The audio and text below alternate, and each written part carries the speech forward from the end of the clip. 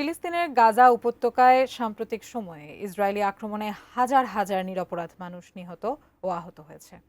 বিশ্বজুড়েই এই অমানবিকতার তীব্র নিন্দা ও বিক্ষোভ চলমান রয়েছে। এবারের রমজানে যুদ্ধবিরতি ভেঙে ইসরায়েলি বাহিনী নতুন করে ভয়াবহ আক্রমণ শুরু করেছে। এমন অবস্থায় গাজার বর্তমান পরিস্থিতি ও আল আকসায় ঈদ উদযাপনের বিস্তারিত জানাচ্ছেন ইশতিয়াক হোসেন।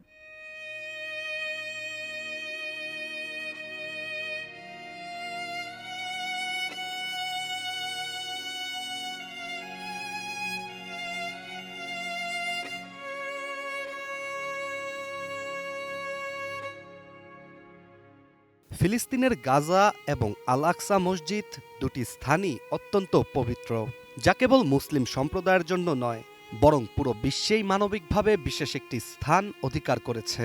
কিন্তু মুসলিমদের সবচেয়ে বড় ধর্মীয় আয়োজন পবিত্র ঈদ উল ফিতরের আনন্দের কোনো চিহ্ন গাজায় দেখা যাবে কিনা সে বিষয়ে রয়েছে উদ্বেগ। ঈদকে সামনে রেখে যেখানে পুরো বিশ্বে আনন্দ উল্লাসের প্রস্তুতি চলছে, ঠিক সেখানে গাজায় শোক, দুর্দশা ও নিপীড়নের এক ভয়াবহ চিত্র ফুটে উঠতে শুরু করেছে। ফিলিস্তিনের জনগণের এই বিপন্ন অবস্থা পুরো বিশ্বের কাছে একটি বড় মানবিক সংকট হিসেবেই এখন জায়গা পেয়েছে। গাজার পরিস্থিতি বর্তমানে ভয়াবহ। ইসরায়েলি বাহিনীর আক্রমণে প্রতিদিন মৃত্যুর সংখ্যা বেড়েই চলেছে।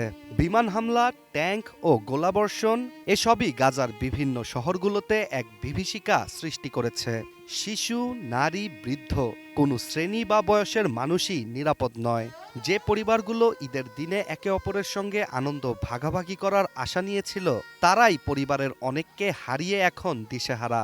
পুরো গাজায় যেখানে নিরাপদ আশ্রয় খুঁজে পাওয়াই এখন দায়, সেখানে ঈদের আনন্দ গাজাবাসীর কাছে এক অধরা স্বপ্ন মাত্র।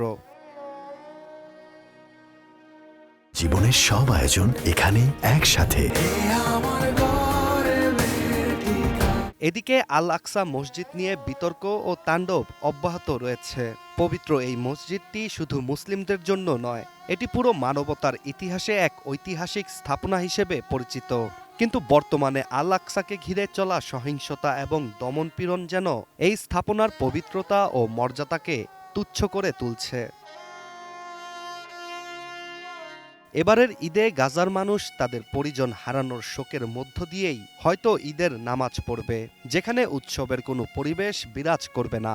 হামলার শিকার হওয়া গাজাবাসী আনন্দকে একপাশে রেখে তাদের বাসস্থান ধ্বংস, প্রিয়জন হারানোর বেদনা ও শোকাহত আত্মীয়দের কাঁধে চেপেই ঈদ কাটাতে বাধ্য হবেন। পৃথিবীর অন্যান্য অংশের মানুষ যেখানে পরিপূর্ণ আনন্দে ঈদ উদযাপন করবে, সেখানে গাজাবাসীরা তাদের ক্ষতিগ্রস্ত সত্তার শূন্যতা ও অকল্পনীয় কষ্ট নিয়ে বেঁচে থাকার জন্য সংগ্রাম চালিয়ে যাবে। গাজার শরণার্থী শিবিরের অবস্থা আরও ভয়াবহ। সেখানকার মানুষরা নিজের মৌলিক প্রয়োজনীয়তা যেমন খাবার, পানি, আশ্রয়, এমনকি জীবন রক্ষাকারী চিকিৎসা পর্যন্ত ঠিকভাবে পাচ্ছে না।